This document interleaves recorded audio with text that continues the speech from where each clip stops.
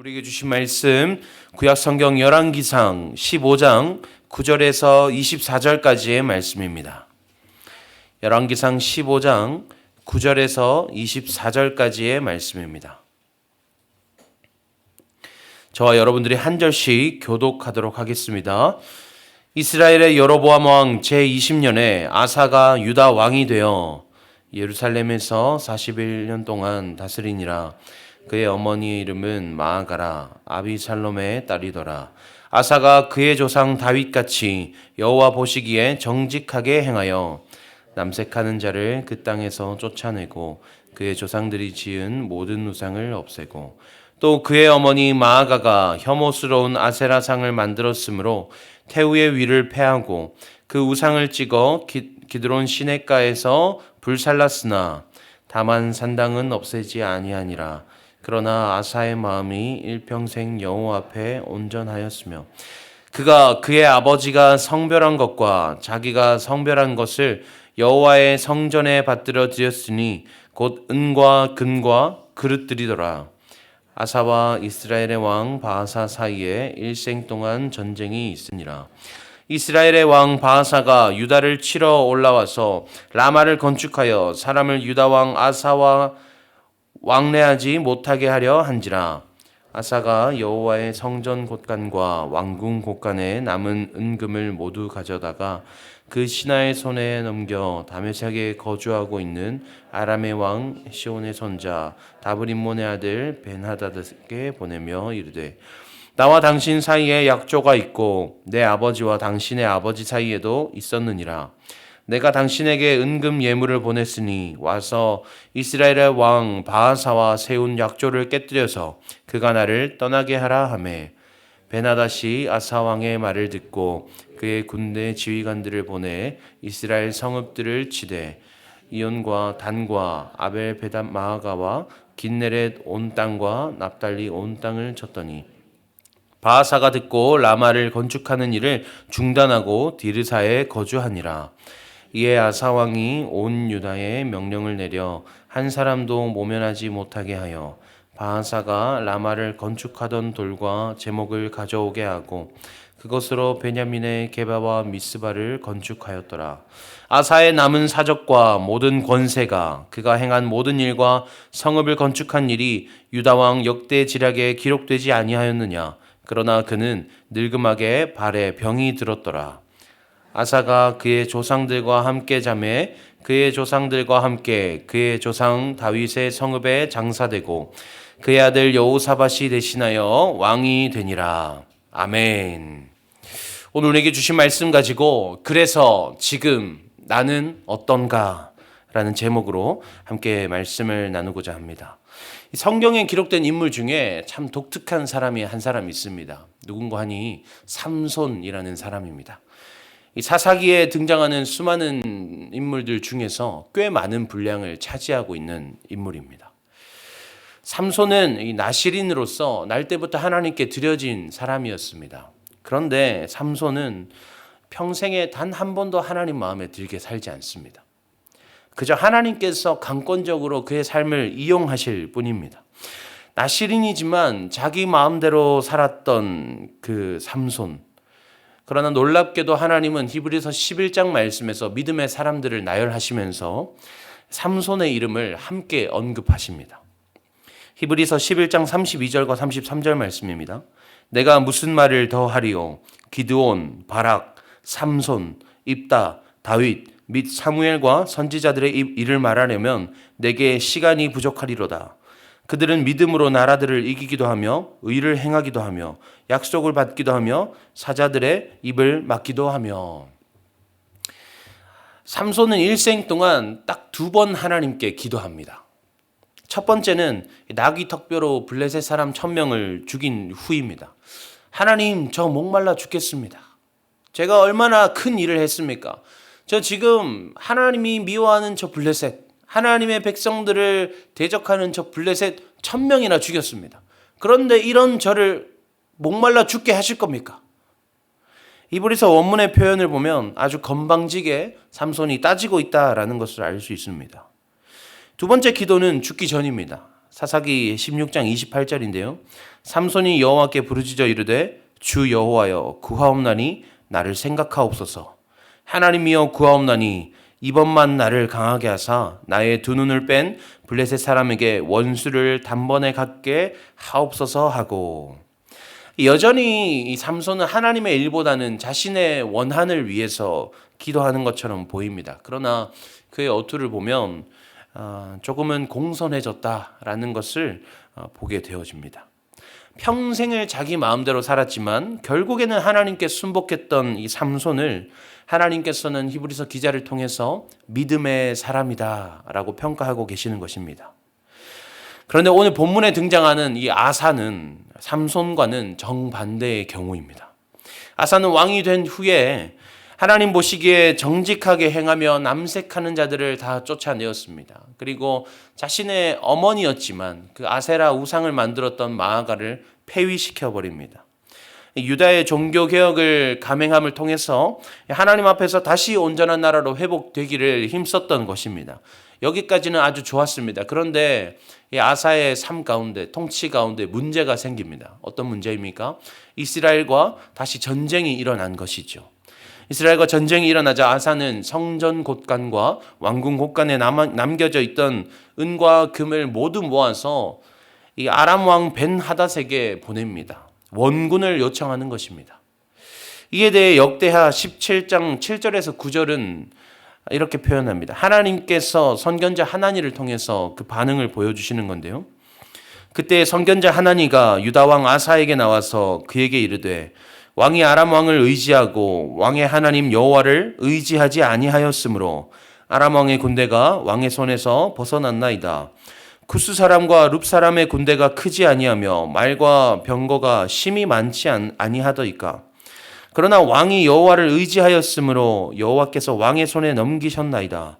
여호와의 눈은 온 땅을 두루 감찰하사 전심으로 자기에게 향하는 자들을 위하여 능력을 베푸시나니 이 일은 왕이 망령되이 행하였은즉 이후부터는 왕에게 전쟁이 있으리이다 하매. 이 선견자 하나니가 찾아와서 말합니다. 왕이시여, 당신이 통치하는 가운데 이전에 구스 사람과 룹 사람의 군대가 찾아왔을 때 얼마나 강한 군사들이 우리를 쳐들어왔습니까? 그러나 왕이 하나님을 의지했더니 하나님께서 우리를 지켜주지 않았습니까? 그런데 왜 지금은 하나님을 의지하는 것이 아니라 아람 왕을 의지하고 있습니까? 하나님께서는 자기를 향하여 바라보시는 백성들을 위해서 능력을 베푸시는 분이시지 지금 왕은 하나님을 바라보지 않고 있습니다 라고 이렇게 왕을 책망하고 있습니다. 그러자 아사는 노하여서 이 선견자 하나니를 옥에 가두어 버립니다. 왕이 잘못을 범하였을 때 선지자를 통해 왕을 책망하시는 장면 누가 생각나십니까? 다윗과 나단 선지자를 우리가 생각해 볼 수 있습니다. 다윗은 하나님께서 나단 선지자를 통해서 그 죄를 깨닫게 하시자 곧바로 회개합니다. 여호와여 내가 잘못하였습니다. 이렇게 곧바로 회개합니다. 그러나 아사는 회개하지 않습니다. 어찌된 일인지 이 일로부터 아예 하나님으로부터의 마음이 떠나버린 듯합니다. 역대하 16장 12절 말씀에 보면 이 아사 왕의 그 삶을 마무리하는 가운데 이렇게 기록합니다. 아사가 왕이 된 지 39년에 그의 발이 병들어 매우 위독했으나 병이 있을 때에 그가 여호와께 구하지 아니하고 의원들에게 구하였더라. 그렇게 그의 인생은 끝이 납니다. 오늘 열왕기상 본문에서도 이 아사 왕의 삶을 좋은 말들로서 기록하다가 전쟁의 이야기를 기록하기 시작하면서 23절 마지막에 그러나 그는 늙음하게 발에 병이 들었더라라고 표현합니다. 그러나 그러니까 긍정적인 이야기들을 펼치다가 그의 삶을 마무리하면서 그러나라고 표현을 하는 것이죠. 그의 마지막이 그의 끝이 결코 좋지 않았다라는 것을 보여주고 있습니다. 그리고 그 역대하 16장에서 왜 이렇게 표현하고 있는 것인가를 설명해 주는 것이죠. 우리가 믿음의 여정을 걷다 보면 은혜가 넘쳐서 막 기쁘게 달려갈 때가 있습니다. 죽을 힘을 다해서 내 인생 동안 내가 정말 죽기까지 힘써 달려가겠노라 고백할 때가 있습니다. 그리고 어떨 때는 조금 지쳐서 걸어갈 때가 있습니다. 그리고 너무너무 힘들어서 멈춰 설 때도 있죠. 그리고 가끔은 미처 보지 못한 돌뿌리가 나를 걸려 넘어지게 할 때도 있습니다. 어쩌면 누군가는 삼손처럼 가진 능력이 많으나 아직까지도 출발선에서 출발하지 못한 채로 여전히 머물러 있는 사람도 있을 수 있습니다. 그러나 우리의 여정이 어떠하든지 우리가 얼마나 빨리 달려왔든지 중요한 것은 그래서 지금 나는 어떤가? 우리는 그것을 고민해야 합니다.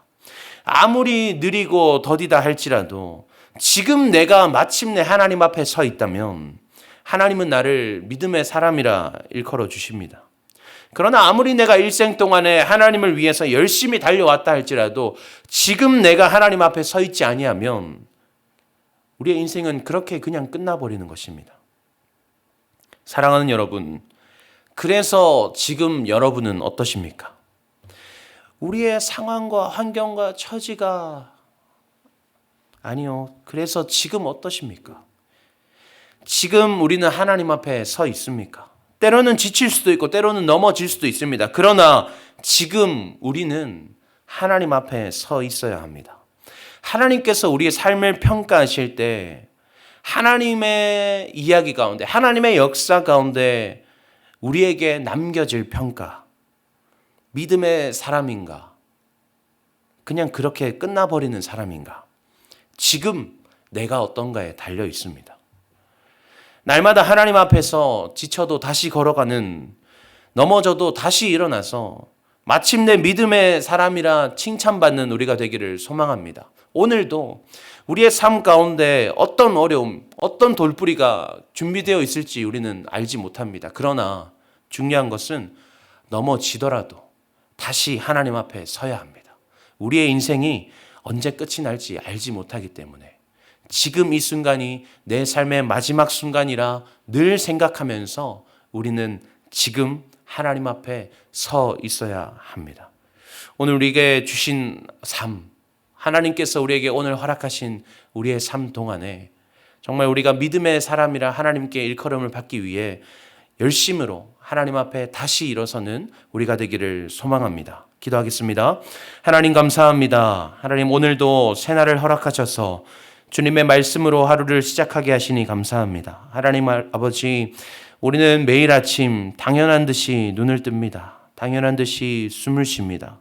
하나님, 그러나 우리의 모든 호흡이 생명의 주관자 되신 하나님께서 우리에게 베푸신 특별한 은혜임을 우리가 잊지 않고 살아가게 하여 주시옵소서. 하나님, 특별히 우리는 믿음의 사람으로 살기 원합니다.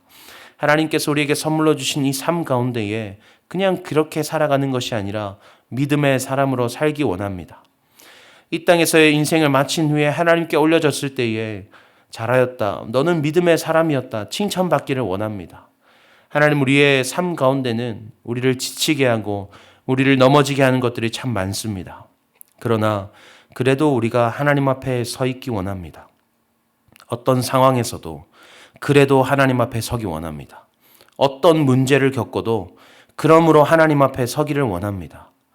그래서 지금 나는 어떤가?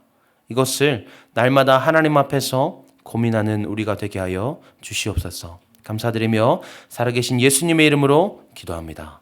아멘. 이 시간 함께 말씀 붙들고 기도하기 원합니다. 하나님, 지금 우리의 달려가는 믿음의 여정이 멈추어지지 않게 하여 주시옵소서. 잠시 잠깐 쉬었다 갈지라도 마침내는 하나님 앞에 서 있는 우리 되게 하여 주시옵소서. 하나님께 믿음의 사람이라 칭찬받는 우리의 삶 되게 하여 주시어달라고 말씀 붙들고 기도하기 원합니다. 또한 교회를 위하여 기도할 때 새생명 축제를 위해 함께 기도하기 원합니다. 하나님, 남은 시간 더 풍성히 하나님의 마음을 부어주시옵소서. 하나님의 마음으로 가족과 이웃을 돌아보게 하시어서 하나님의 긍휼과 하나님의 그 사랑하심으로 그들에게 나아가게 하여 주시옵소서. 우리 말씀 주신 말씀과 우리 교회 새생명 축제를 위하여서 두 가지 기도 제목으로 기도하신 후에 각자의 기도 제목으로 나아가시겠습니다. 함께 기도하시겠습니다. 하나님 감사합니다.